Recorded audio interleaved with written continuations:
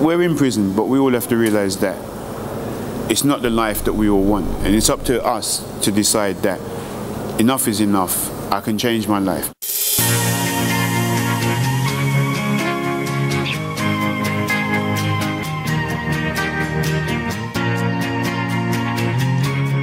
On the streets of Britain, times are hard, one way or another. And inside British prisons, inmates on sentence or remand agree there's no such thing as easy time. Hard on the inside, hard on the outside. And the day a prisoner gets released, maybe that's the hardest. The wall is a very hard place getting out of jail. Because there's no support, there's no one to kind of guide you or support you back into the mainstream of the system. They walk out of jail with a little amount of money, and that's to last them for a week. They kind of send you off to emergency hostels, where in these emergency hostels there'd be like drink, drugs, alcohol. The only thing they know is crime. So basically, to survive, they got to commit crime.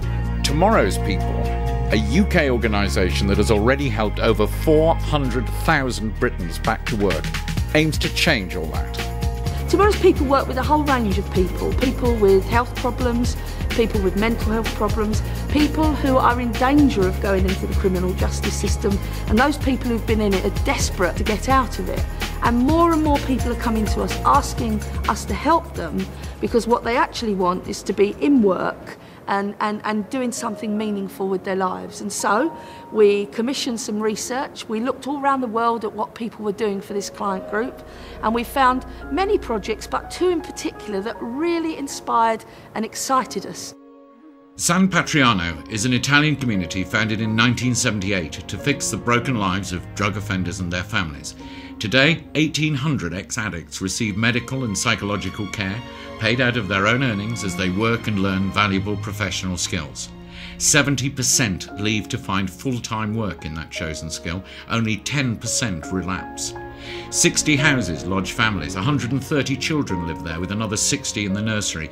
3,000 prison hours have been commuted, saving the Italian government over £100 million. Every year, 3/4 of San Patriano's ex-addicts reintegrate within society, the ultimate fix.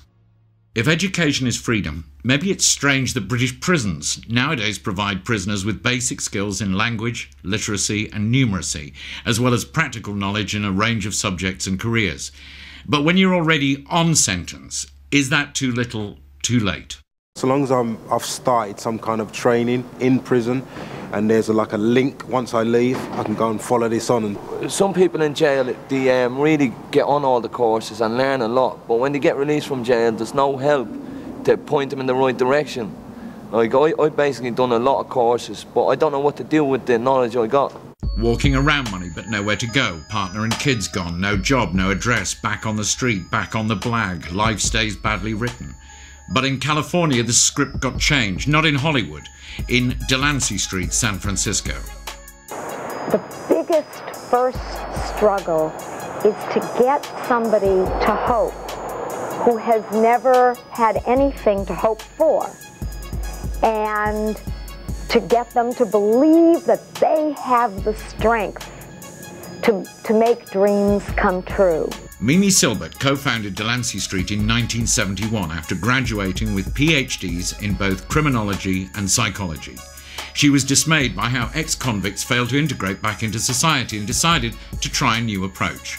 She named the project Delancey Street after the famous immigrant neighborhood in New York, where families travel to create new beginnings for themselves. Delancey Street represents that transition into a new world, a better life. Prison takes someone, locks them up, and then we release them 15 years later, and we're stunned that they are not well integrated into society. The concept was straightforward: teach ex-convicts to help themselves by helping each other. Mimi and co-founder John Maher, himself an ex-convict, designed a 2-year course based around the academic year. Ex-prisoners would live together, educate each other and support themselves through work. Delancey Street would be self-funding like San Patriano, relying on income from the businesses its residents created. After 2 years, residents graduate with an education, job skills and self-esteem. They're ready for the real world.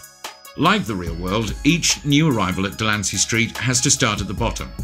Basic work, washing, sweeping, cleaning. It's a humbling starting point, and if they're caught in illegal activities, they're kicked out for good. There are no second chances when it comes to drugs and violence.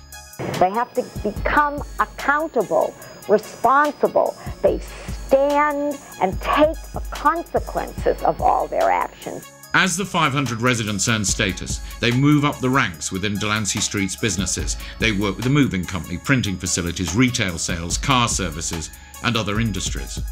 But perhaps Delancey Street's crowning achievement is its 3-star restaurant and cafe. From the chefs to the waiting staff and dishwashers, the entire restaurant is run by ex-convicts. So if you start at the restaurant, you would start washing dishes, and the next semester you would move up to being a prep cook, and the next semester you would move up to being a line cook, and ultimately you could move up to become the head chef. The downside of bringing the simple lessons of San Patriano and Delancey Street to Britain is cash, commitment, and the good people needed to make it all work. The upside is the opportunity to rewrite lives interrupted and change them into lives of value, with no need to re-offend. Lives with real self-respect, with practical plans to turn things round, with a second chance, lives with a chance, this time to get it right. Tomorrow's people are not prepared to sit back and do nothing, and that's why we want people to work with us today. Tomorrow's people's more interested in people's destiny than their history. We all make mistakes, and some people are lucky.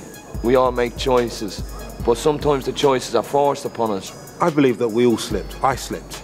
And if I'm not going to be given another chance, then I might as well you might as well not let me back out into the system. It's hard being stereotyped as a criminal. We are criminals, I'm not denying that, but we are people as well. There's people that are in higher positions that have slipped, and they expect another chance, so why shouldn't I? I would take it with both hands and I wouldn't let go. I'm an outsider.